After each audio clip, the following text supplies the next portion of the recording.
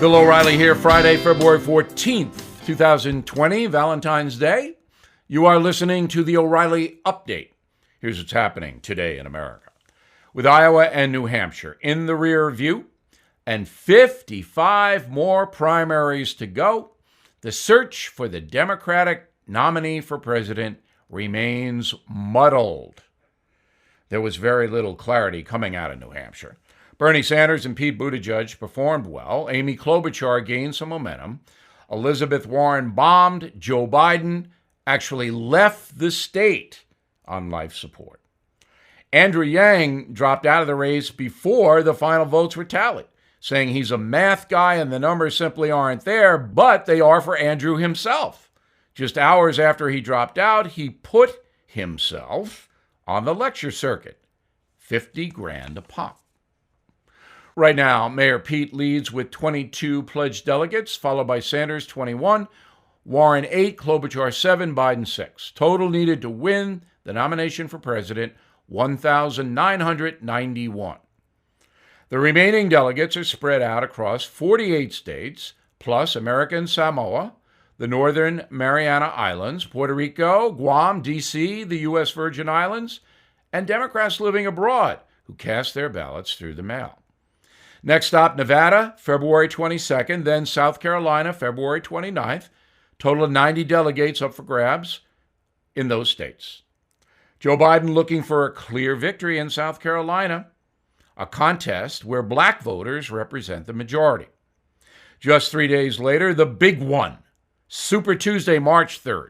16 different contests across the country, totaling more than 1,300 delegates, with California leading the way, 415. Current polling has Bernie Sanders on top out there, but that's in flux. The biggest unknown for the Democrats, Mike Bloomberg. The former mayor's strategy of sitting out the first 4 contests may pay off if Joe Biden quits, because a big chunk of Biden's support will then go to Bloomberg on Super Tuesday. Mayor Mike already spent $200 million in more than a dozen states on advertisements. After March 3rd, it will still be unclear. We could be heading toward a brokered convention in Milwaukee, the first since 1952. That would be something. Ahead, some very good Americans simply will not run for office. Why not? Right back. You've been hearing about gold all over the news. Prices continue to climb. Not surprising, given all the warnings of a recession and the uncertainty of the upcoming election. Americans are looking for stability as a way to protect their savings in retirement.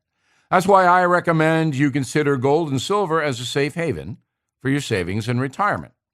The company I recommend and have for years is American Hartford Gold Group.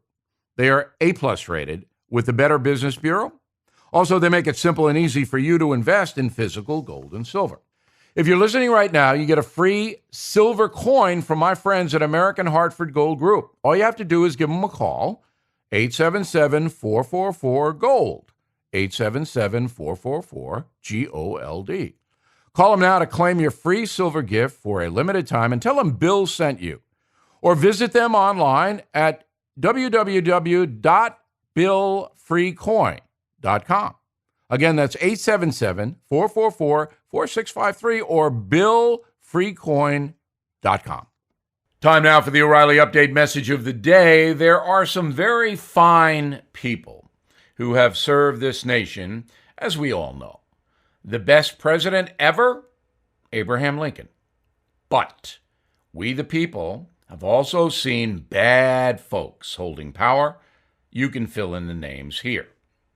The truth is that some very smart, sincere, and honest Americans simply will not run for office because the downside is so intense. Let's take a look at that. First of all, our family concerns. If you run for office, you're going to be smeared. Everybody knows it. It's always happened, going back to George Washington. So, if you have kids, if you have a sensitive spouse, they're going to get hurt. They're going to hear and see things that are unpleasant. Family concerns, very big. Twitter has changed the entire political equation. Now gutter snipes can sit in their homes with anonymous tags and just go to town on any person running for office or even who's famous. They say vile things. It gets out there. You know it. You know the game. It goes viral. That Twitter has really changed everything. Then you have the corrupt press, especially on television.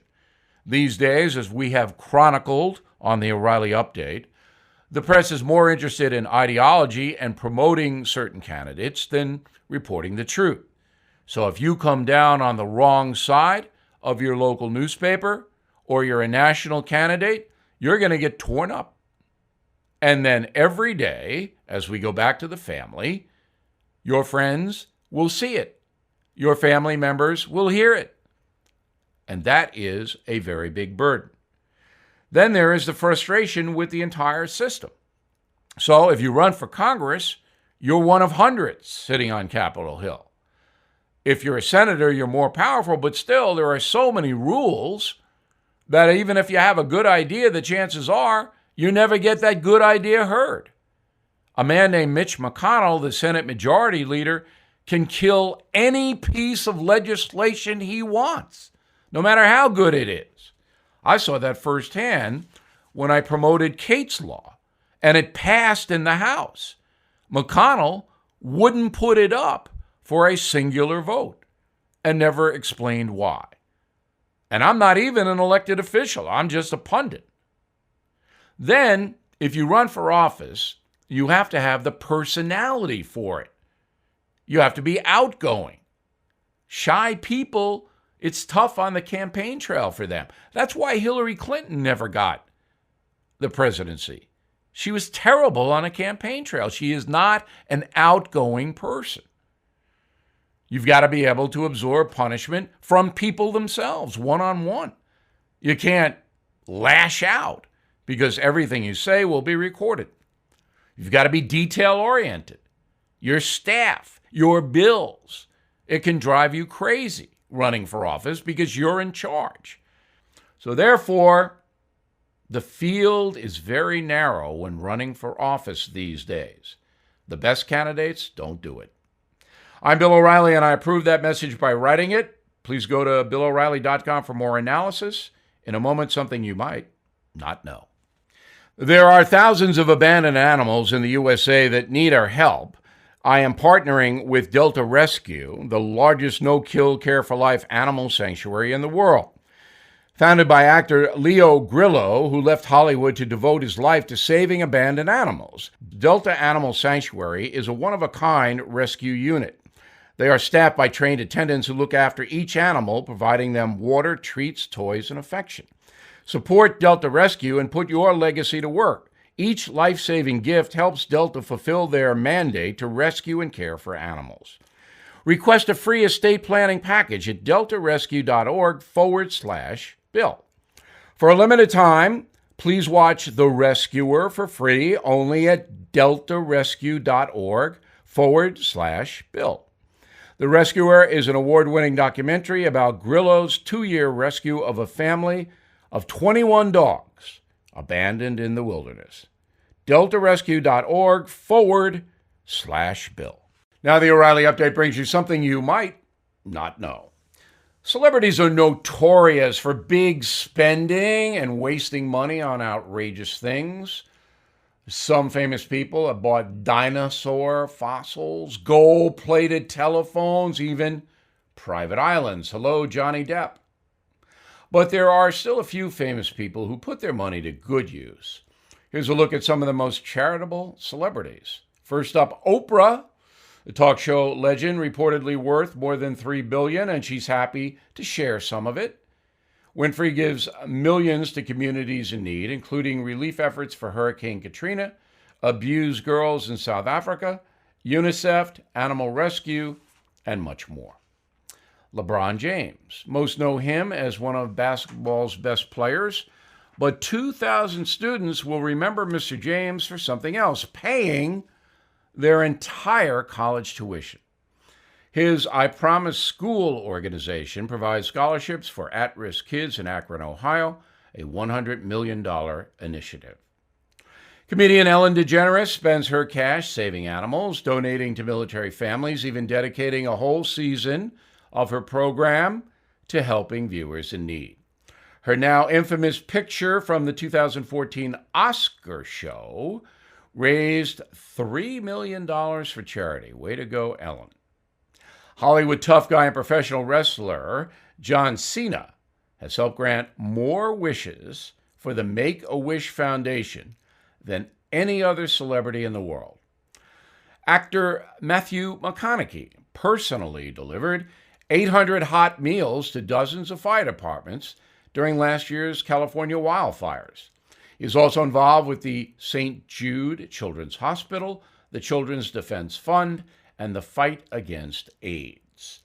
Finally, country music star Dolly Parton, making sure every kid has access to high-quality books.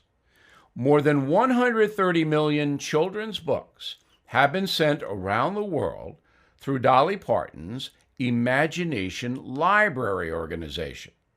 Last year, she donated her 100 millionth book to the Library of Congress.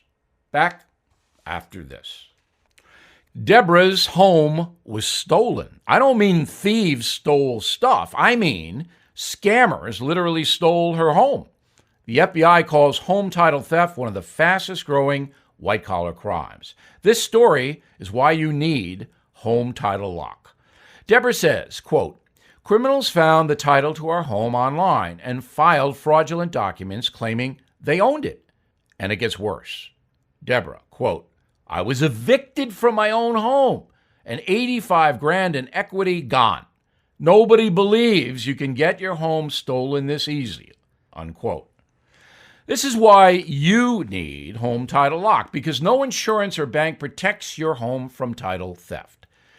First things first, please go to HometitleLock.com and register your address to see if you're already a victim and don't know it. Then sign up to protect the legal title to your home so you don't end up like Deborah. And to get you started, I got you 60 risk-free days of protection. Please go to HometitleLock.com, HometitleLock.com. Thank you for listening to the O'Reilly Update. I am Bill O'Reilly. No spin, just facts, and always looking out for you.